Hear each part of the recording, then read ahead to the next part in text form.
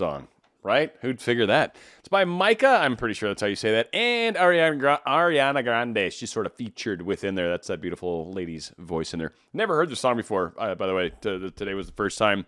And very happy I did. I don't know. I kind of dug it. Anyway, popular song. Very good stuff. The Power of Good Questions. Oh, goodness gracious. Is this not a great topic? I kind of take some of this stuff for granted sometimes. So I'm kind of trying to, rethink a little bit how I process the world and some of the things that I just kind of take for granted. Maybe because I've been doing it so long. I don't know. But anyway, this kind of jumped out at me as like, oh, goodness, that'd probably make a good show topic. So what I think a lot of people do when we ask ourselves, well, one, let's back up a step, as I frequently like to do, just come charging in at this. But a lot of us, when you have concerns, questions, you're wondering about life, you're wondering about, what I need to do, what are some good steps for me, trying to maybe understand a concept better. Now, I know I've talked about signs and symbols and all that stuff in the past, and yes, those are definitely aspects or ways that universe will give you answers. But what I'm suggesting and what is very helpful is first, ask your higher self, ask universe, ask God, ask whatever you would feel comfortable asking, whatever feels right for you. But ask away and ask the questions and ask to be shown or ask to understand better. And let it happen. It's a process. So if it's an issue of understanding something better, it might very well take weeks and weeks because understanding is a concept of learning facts maybe or reading something and then applying it to life. It kind of reminds me when I was younger, like one book, and it's one of the reasons why I love it so much, but James Redfield, when I read his first book, Celestine Prophecies, and I believe it actually did it for the 10th Insight as well, I would read whatever I read in the book, like in the morning or for whatever, I would experience it during the day. It was very cool. Like I would live the lesson. Things would happen in my life that matched exactly to what I was reading. And I was just like, this is incredible. So I had some really awesome kind of learning moments through life and tied to books and stuff like that. So it was a lot of fun. So again, remembering to ask questions to our higher selves or whatever, and know that those answers will come. So a lot of us, of course, are confused about some of this manifestation stuff or manifesting, right? We're maybe confused about how we get our specific person or how we find love or what are we doing wrong or all these things. So we can ask some very awesome questions and come to those answers, which is fantastic. Now, here's where the core of the show was meant to be, and that's why I backed up for a second to kind of get into one, just ask questions. Very important. Good stuff. And I was just going to gloss right over that. So want everybody to know, definitely want to ask questions. Hugely cool. So when I talk about good questions, bad questions, a lot of us, we've learned through manifestation techniques that how you phrase things matters, right? If you phrase things in kind of a negative pattern, or if I'm saying I don't want to get sick, for example, right? You're pretty much asking for unwellness to come to you because the way to state that is I wish to be healthy. So you focus on what you would like to experience. You don't focus on not what you don't want. Like you don't try to not your way through life. So again, being focused on what we'd like to experience, very important. Well, question asking is very similar. And many people don't see that some of the things they're asking are begging for answers that aren't necessarily right and are what you're asking for, but are kind of doing some damage to yourselves and are certainly our self-esteem. I've done this myself. I've done this many times. This is how I learned this and why I learned this. It was very important because I was killing myself. I am a thinker. I am always going on inside my head. It's funny, I'll walk around and I'll talk out loud and I'm like, I know people think I'm crazy. I don't really care. I am like constantly churning stuff inside me, processes and everything, noticing stuff. I seem to notice things abnormally compared to others, just from what I've heard many, many, many times. So again, it's just part of who I am. So I've had to very much learn to control my thoughts because when I start going down negative paths, I get very depressed. And when I get very depressed, I continue down even further and I get extremely depressed. So I've been that way a few times in my life, at least really, really bad. And I've never been clinically diagnosed. I don't necessarily want to go and see professional counsel. I know all of you out there that are professional people at it will be like, oh, you should go. And I'm like, absolutely not. Not a chance in Hades. I'm fine and I've gotten through it. And that's how you do it, is by learning these techniques, essentially. Learning to control your thoughts, learning to control what you project outward affects your experience of life beyond words. So, asking questions. When I say something like, what's wrong with me? What's wrong with me? Asking that question to your higher self because I'd like an answer. Well, you're begging all sorts of crazy answers to come back to you. What's wrong with you? Nothing's wrong with you. There's another way to phrase that question depending on what it is that you're trying to find. But what's wrong with me? Definitely a good example of what not to do. Why does this not work? Why isn't this working? Another way we would say that. What am I doing wrong? Why isn't this working? What's wrong with me, right? All these kinds of topics. Why does he not like me? Why does she prefer him over me? Got a few comments and listeners and emails and whatnot that I get from people that are kind of in line with this. They're dating someone else right now. So again, why does she prefer him over me? And again, I've tried to talk about this in other ways, that I think things unfold in life when we learn things, and sometimes things need to happen as our story unfolds and the dots are connecting. We really have to remember that things during our manifestation process, especially if it's a specific person, they need to experience certain things. You need to experience certain things. Sometimes seeing somebody with another person and realizing, crap, I love them so much that, hey, if that's how it is, cool. And then you can actually talk to the two of them and be totally cool and walk away and look like one of the most amazing people because you just talked to both of them and you weren't all angry and you weren't freaking out and you weren't all that. Versus someone who's all angry and freaking out, and it's just like, why would I want to be with you? That's your.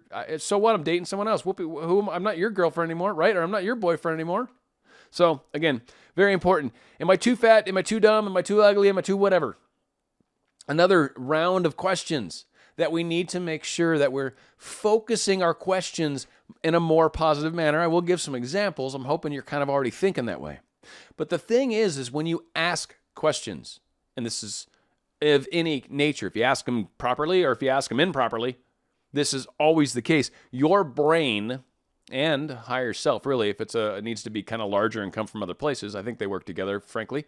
But your brain will find you answers. Your higher self will give you answers to your question. Answers to your question. Not necessarily answers that fit you.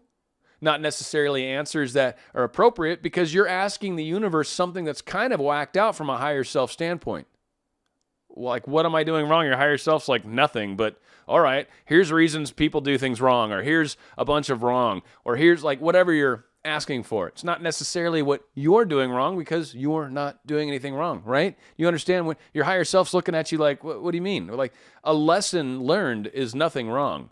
When you're doing something inappropriately and then you realize at some point, oh, that makes sense now. Was all that inappropriateness bad? If you've figured something out that's life-changing now, is that a bad thing or was that a good thing? Aren't gifts oftentimes masked and mired within the, right? And then all of a sudden you get some amazing thing from it. So your brain will find you answers. May not be correct, but it will find you all sorts of stuff. So what happens is when we start going down these negative paths and you start having these negative questions, like I was just talking about, what happens? You start feeling like crap. You feel horrible. You feel absolutely horrible. You end up feeling worthless. You feel like you're not worth anything. All the things that we talk about, self-love, affirmation, all those things out the door. No, I want to be negative right now. And you just go down this horrible path. Not feeling good when you do that, are you? Now, asking questions can also be phrased differently. So you can say things like, how can I improve myself? How can I become better at this? How can I become more aware of my soul? How can I become more aware of the feelings I'm having and what they mean? How can I understand this relationship dynamic between me and my specific person so I can behave in a way that actually benefits both of us more? How can I do that? You understand? You're hearing the difference between the questions. Again, it's much like what the analogy I like to use is, I don't want to get sick. No, bad. I'd like to remain healthy. Yes. What would you like to experience? What would you like to get out of life. That is the whole point of all this law of attraction stuff, of the lessons that we're meant to take through life and learn very important things. Lessons or whatever. It makes no sense. But it comes down to the way you focus your energies. What you focus on is what you create. Focusing on negatives and trying to knot them and trying to, the universe understands. No, it doesn't. You're focusing on negatives, period. It's your higher self that wants you to learn this lesson. It's not some arbitrary thing outside of you. It's you that needs you to learn this. That's why you found this show. That's why you're watching this video. Especially 11 minutes into it, 11 and a half minutes into it. This is what you're here to learn.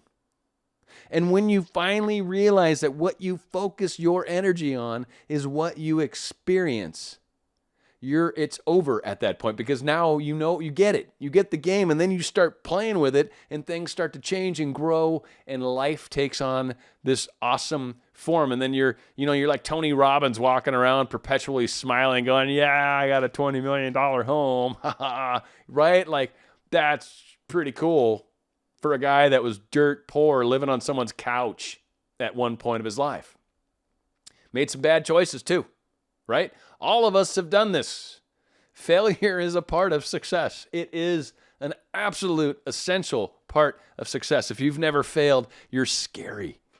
They'll ask that in job interviews. That's one of the key questions you ask. Have you ever failed at a project, at anything? And I will tell you, for all of you that don't know this, the proper answer is not no. You never say no. Yes, I failed, because they want to know you've failed and you are able to pick yourself up and dust yourself off. If you've never experienced failure, truly, people, if you're trying to job interview and you've been getting that question and you've been saying, oh, I've never failed, understand that that's why you're not getting hired, right? That is because, yes, you have failed. And here's what I did. And you better have a story to explain a failure and what you did, by the way. Otherwise, you're going to be screwed too. Either way, you're screwed. But if you say, I've never failed. So again, failure, huge part. So here's the last thing I'm going to say as the takeaway, right? Because we're trying to find out better ways to ask these questions. I want you to ask yourself 5 questions every day. It can be anything from, how can I make my teeth whiter? How can I lose 10 pounds in the next 3 months? How can I change my diet in such a fashion that really starts to benefit my body, my aura, my energy? How can I find out more information about crystals so maybe I can start using these more in my life? How can I find ways to be nicer to people? How can I find ways to be nicer to my neighbor because we've been having some difficult times lately and I'd like to improve that, right? Again, you kind of dipped into the negative, but you pop back up into the positive in that question at the end there, right? But sometimes you got to do that a little, right? But how can I have a better relationship with my neighbor? And when you say that, you're meaning her, right? There's the better way to do it. There's completely positive. Same thing. 5 simple questions can be about your SP. How can I understand them better? How can I know more about them? How can I how can I feel better that this is definitely the choice I should be making? How can I, right? Because that's one we all ask, right? How do I know this is right? How do I know when to give up? Right? These are the questions. You can phrase them 5 a day. If you do this, I kid you not, for 30 days, you will be amazed, and you will see it progress quickly. You will be amazed at the way you start to notice your brain working. You will find yourself falling into positive thinking on accident. It won't be the other way where you're constantly having to stop doubts, because doubts are more of that side, are based off all that negative thinking. When you get used to doing it positively, intentionally, this is what I mean, this is what I'm experiencing, this is what I'd like, this is what I'm going to do. The power of that is off the charts. And if you do it habitually for 30 days, it's now a habit, you will be amazed at where you are in 30 days, what amazing miracles you've experienced during that 30 days, and you will seriously start to see how much easier it gets. 5 positive questions a day. You can write them out staggered throughout the day. Make it easy on yourself. You can open up a little thing on your phone, a note, an email to yourself, and just keep it in draft, right? Just keep adding crap throughout the day, right? This can be done. 5 questions a day. You will be amazed at the way you turn around and become a far more positive person. And you will also start to notice some of these issues will start to go away. Because again, everything's based around what we're sending out. What we're sending out's coming back to us. We're having all sorts of karma and weird stuff happen to us. Try changing what you're doing on the inside, then things on the outside change. That's how it works. That's the secret. That's what everybody's talking about. That's easier said than done, for sure. All right, going out with a great Andy Grammer song. I really like this dude. I think he's got 3 songs so far for sure that I absolutely love. So this is one of them. I've played it before, but whatever. It's too good to not be played. It's called It's Good to Be Live.